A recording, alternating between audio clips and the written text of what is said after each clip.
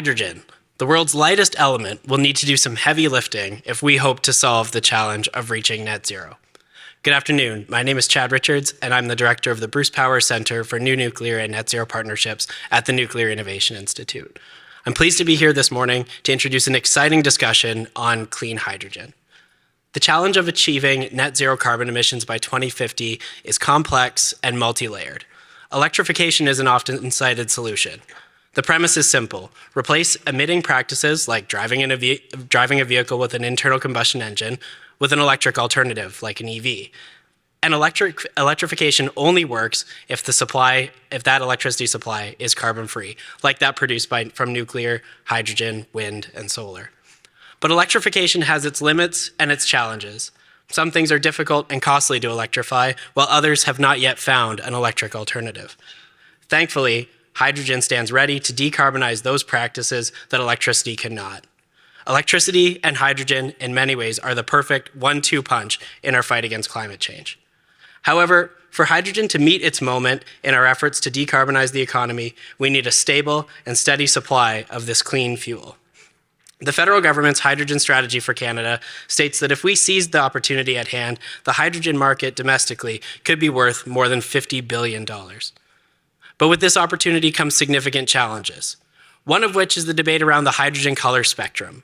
Green, blue, pink, and purple all represent net zero processes or sources of producing hydrogen. And while it's important to understand the methods of production, this varied spectrum has presented some challenges. It begs the question, are we missing the beauty of the rainbow by fixating on individual colors? If we can produce this important fuel in an emissions-free manner, we should. By narrowing our focus and limiting our production opportunities, we limit our ability to seize Canada's hydrogen opportunity. The Government of Ontario's low-carbon hydrogen strategy recognized this and sets out meaningful actions to enable a hydrogen economy in the province. Unsurprisingly, Ontario's nuclear sector will play a significant part. Among the 8 concrete and immediate actions that the strategy outlines is a commitment to assessing the feasibility of hydrogen opportunities at the Bruce Nuclear Generating Station. This is important work that will examine ways in which emissions-free power production at Bruce Power can support hydrogen production in an effort to build a regional hydrogen hub. Already, Bruce Grey and Huron, the clean energy frontier region, is home to a robust network of clean energy companies and delivers 30% of Ontario's electricity in the form of emissions-free nuclear power. The region is once again demonstrating its clean credentials through this initiative. Canada's nuclear sector will continue to be critical to reaching our net zero goals, not only by supporting the electrification of the economy, but being a key enabler of a hydrogen economy. Nowhere has this been clearer than within the Hydrogen Strategy for Canada's Nuclear Working Group. This collection of sector representatives has come together to outline ways in which nuclear can support hydrogen production across Canada. This work will result in the identification of specific opportunities, policy recommendations to scale growth, and more. This integrated approach to reaching net zero will be critical, as was made clear in a report released earlier this year by the Green Ribbon Panel, a collection of environmental and economic leaders from across Canada. The panel's report was clear. Hydrogen must be used to decarbonize those sectors that electricity cannot, a point that I'm sure will also be discussed in the conversation to follow. Hydrogen is the world's most abundant element, and if we're to meet our net zero goals, it must also become one of Canada's most abundant sources of clean fuel. I'm now pleased to turn things over to Laurel Broten, CEO of Invest in Canada, the moderator of this important discussion. Thank you.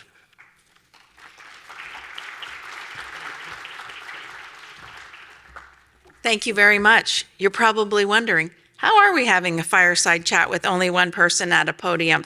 But that's because this is the conversation of the future, and we will be joined by someone who's going to be coming in on Zoom for our fireside chat. Bonjour tout le monde, bon après-midi. Comme d'entre vous le savez, je suis la nouvelle PDG d'Investir au Canada et je suis très contente d'avoir le plaisir aujourd'hui de vous parler. We're really thrilled to be a sponsor of the Toronto Global Forum because it allows us to engage with leaders like yourselves who are here today, as well as great global companies who will be joining us by Zoom, like the leaders at Air Products, who are finding solutions to the world's most significant energy and environmental sustainability challenges. Over the course of the last day, I've had the opportunity to have great conversations with important Canadian and global leaders about the challenges facing our communities, our countries, and our planet. And I am really looking forward now to having a conversation about some of those solutions. I'm pleased to be joined virtually by Simon Moore. Simon has been with Air Products for over 30 years in positions across the United States and around the world, from Allentown to Houston, Los Angeles, and Taiwan. And his current role as Vice President of Investor Relations, he leads the corporate relations and sustainability teams. Let me tell you just a little bit about Air Products, and then Simon and I will jump into our conversation. Air Products is the largest hydrogen producer in the world, with hands-on operating experience with over 250 hydrogen fueling station projects in 20 countries. The company's technologies are used in over 1.5 million fueling operations annually. Hydrogen, as has been said, is one of the most promising fuels of the future, and Canada has enormous hydrogen potential.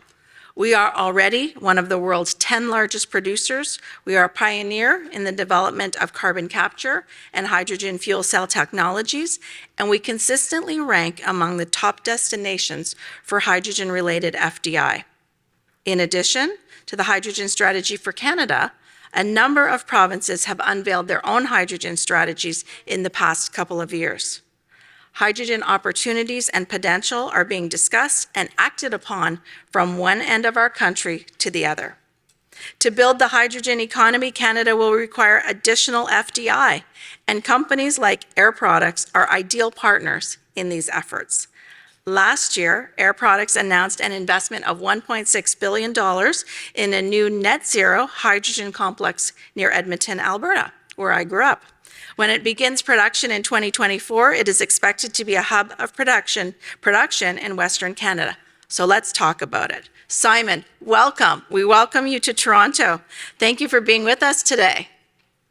Well, Laurel, thank you very much for the opportunity to be there virtually. And believe me, I wish I was there in person. Thank you to everybody who's attended the conference, and what a great opportunity to talk about hydrogen. So let's start off with a question you could probably answer in your sleep. What is the potential of hydrogen to help us meet sustainability challenges that we face here in Canada and around the world? Well, no surprise. We think the potential is enormous. But I just want to start with grounding us about today, because sometimes when we think about hydrogen in the future, we forget hydrogen has a key role in the energy infrastructure even today. For Air Products, hydrogen is about 25% of our business today. As you said, we are the world's leading supplier of hydrogen. So every day we are safely producing and transporting hydrogen to key customers around the world via pipeline and via truck.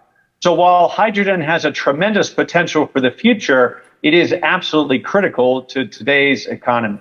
Now, when we think about hydrogen in the future, I'm going to echo, I think, some of the things that Chad said in his introduction.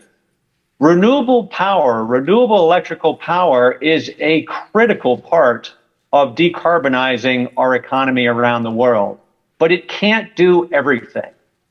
We see key applications for hydrogen where the benefits of hydrogen overcome the challenges associated with using electricity directly. Those include applications around heavy transportation, buses, trucks, trains, ships, maybe even airplane. The heavy transportation market, we think, is much better served with hydrogen fuel cell vehicles rather than battery electric vehicles. And then we have industrial applications, chemistry. There are chemical production that require hydrogen.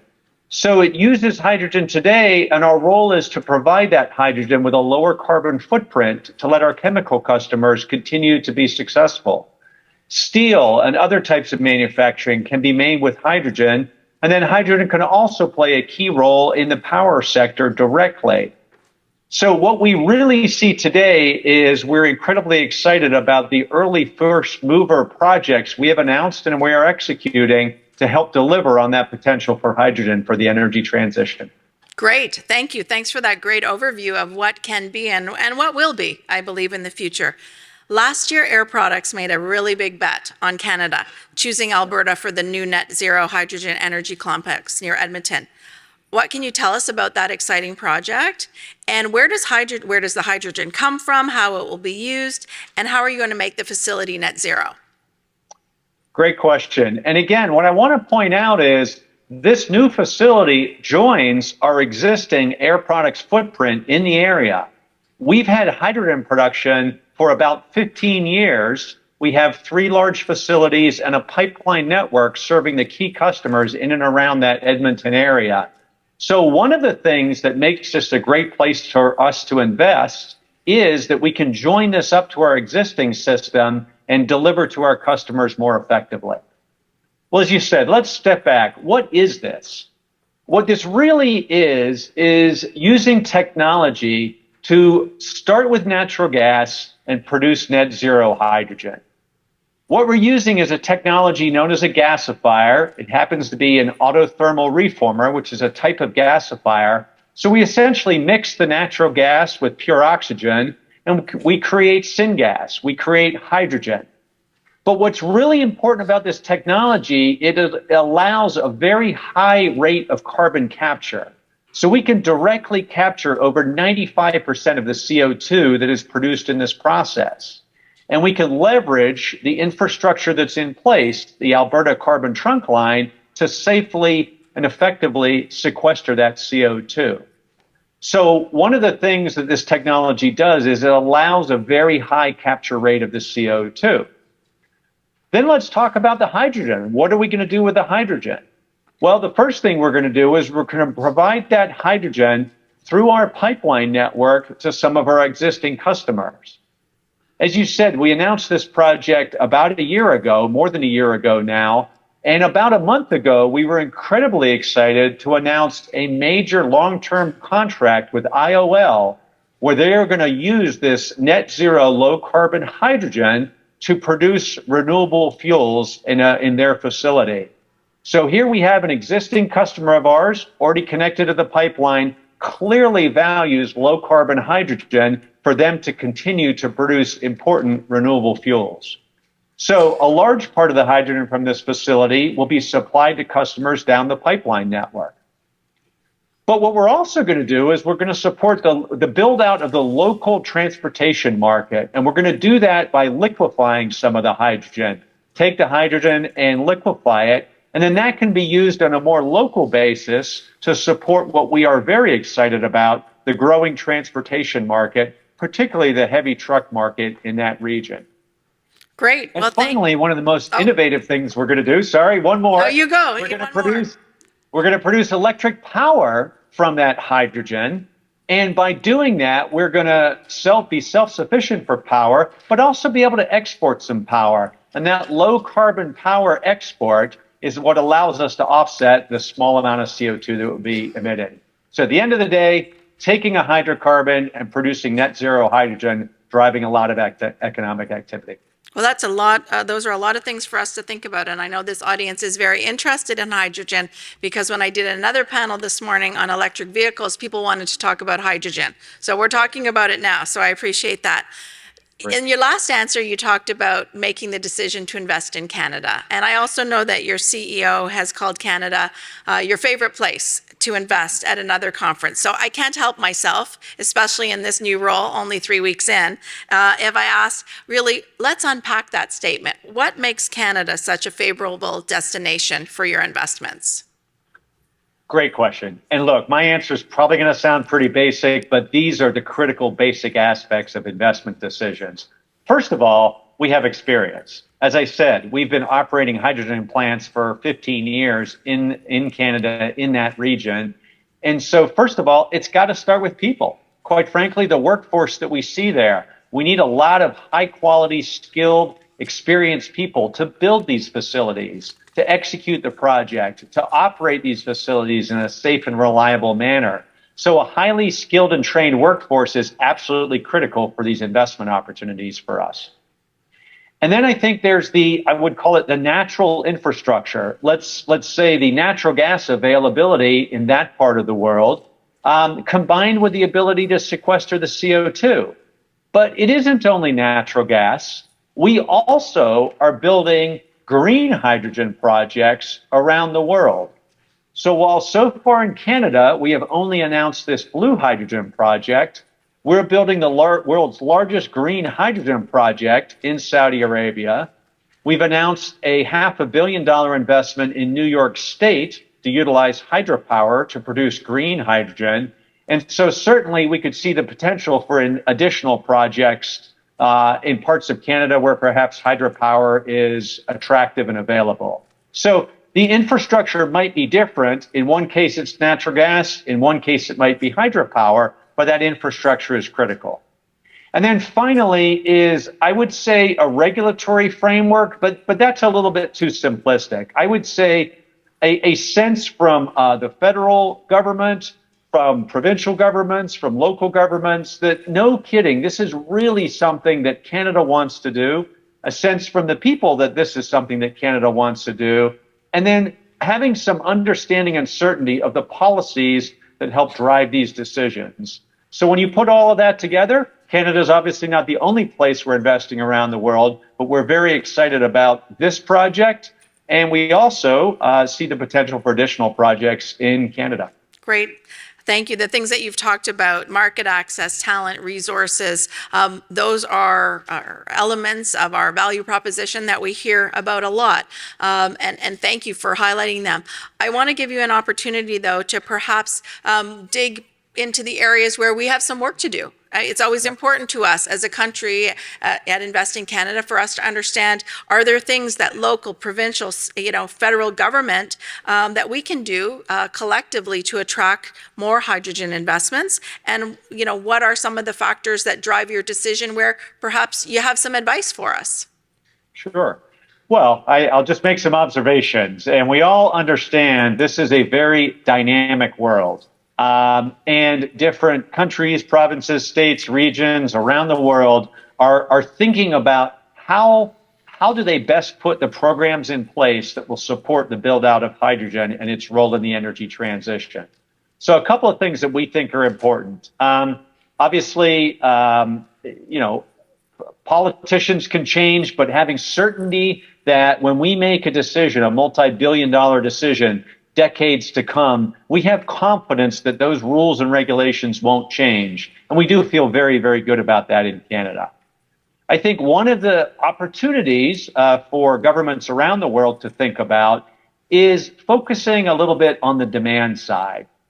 I can assure you that we are ready to make additional commitments around the supply side. But one of the things that will help drive this is a focus on the demand side. So programs that specifically incent or require people to, let's say, use zero carbon buses, for example, within a city environment, that creates the need for zero carbon bus technology and fuels. And then you can leave it to people to figure out whether the battery makes more sense or the hydrogen makes more sense. So I think, again, continuing to do what we've seen in Canada, which is tremendous cooperation at different levels of government, which come together to a great opportunity to invest. But I might suggest just to consider the demand side of hydrogen as well. No, that's a great point, and it certainly is something. As I mentioned off the top, Canada is already a significant hydrogen producer. The federal and several provincial governments have their hydrogen strategies. Canada signed this summer an agreement with Germany to invest in and export green hydrogen. But in addition to the point that you've just made about the demand side, are there other steps that we need to take in Canada to support a global transition to hydrogen? What is the to-do list? Well, I guess the easiest thing to do or the most effective thing to do might be a global carbon tax, but I'm not sure that that's doable, and I wish luck to anybody who might be doing that. But absent that, again, I would say focusing on demand side is very, very important, continuing to make it clear that the regulatory environment is supportive of this. And again, I'm going to echo something that Chad said, is I would suggest that governments and regulations should not pick technologies. So what we want is we need more energy, we need more hydrogen, and we want to need it in a lower carbon format. So programs that are set up to reward lower carbon footprint have proven to be very effective in different places around the world. So again, rather than dictating a certain type of program for so-called blue or so-called green, I think the effective programs around the world really value low carbon and then leave it up to companies and industry to, quite frankly, sort out what's the best way to meet that objective of lower carbon hydrogen. So again, I think a lot of great things are being done today, continuing to focus on the carbon intensity and valuing and incenting lower carbon intensity at a higher rate is one of the things to continue to do. Great. Well, I'm always the responsible one to watch at the clock, and I see the clock is starting to tick down quite quickly. So I want us to turn our mind to, if we're successful and if hydrogen is successfully developed as a key ingredient for the global fuel and energy mix, what does the future look like? You've talked a little bit about don't pick the technology, the various elements, but in your mind and from the seat of a leading company like Air Products, what do you see that future look like, to just give us the sense of what we're working towards? Well, Laurel, I got to build your question a little bit differently. I'm going to say when we're successful, not if we're successful, if that's okay. That's okay. When we're successful collectively, not just Air Products, but collectively, I think hydrogen will be widely available, obviously distributing hydrogen and making it available for those applications that make sense. So again, maybe passenger vehicles are best served with battery electricity. And if that's the case, that makes sense. But for heavy duty trucks and buses in cities, we've got to produce the molecules and we've got to build out the infrastructure and we've got to have the ways to distribute that. So we need to build out collectively that distribution infrastructure to get the hydrogen to where it needs to be used for those certain applications. And then I think we will see major industrial applications. Again, we're very excited about IOL's decision to utilize our low carbon hydrogen to produce renewable fuels. And I think we're going to see those opportunities for large quantities of low carbon hydrogen to be used in these industrial applications. Those will be very large facilities. And again, I think there'll be a portfolio of production. And again, back to not worrying about the colors of the rainbow, but we can use renewable electricity, whether that comes from wind or sun, whether that comes from nuclear in different parts of the world. I think that's a tremendous opportunity. But having all of these technologies, being able to bring them together in the solution that fits the circumstances. For Alberta, as we've announced, it's the blue hydrogen project enabled by the gasification technology. Perhaps in another part of the world, it's a green hydrogen project enabled by nuclear power or hydropower. So again, I think it's a portfolio of technologies and solutions. It's widely available hydrogen in the places where it needs, and it is a complement to the use of electric power directly in other applications. So we often say this is an and. It's not electricity or hydrogen, it's and. It's not green hydrogen or blue hydrogen, it's and. And so we see all of these things coming together. And at the end of the day, this is one of the key ways we collectively are going to produce energy with a lower carbon footprint, which we have to do going forward. Well, Simon, I wish we had more time, but I really want to thank you both for participating with us today, for your investment into Canada, for future investments into Canada, and for the work that we will do to build out this hydrogen future that I think we all want. I'm sure I speak on behalf of everyone in the room here in Toronto when I say it was really wonderful to learn from you about this project. As we've all said, hydrogen has tremendous potential to accelerate our push to lower carbon emissions and reach our net zero targets. And investments like the one that you have made in Alberta are a great demonstration of Canada's value proposition in the sector for global investors. And there are many, many more opportunities for future development right across the country.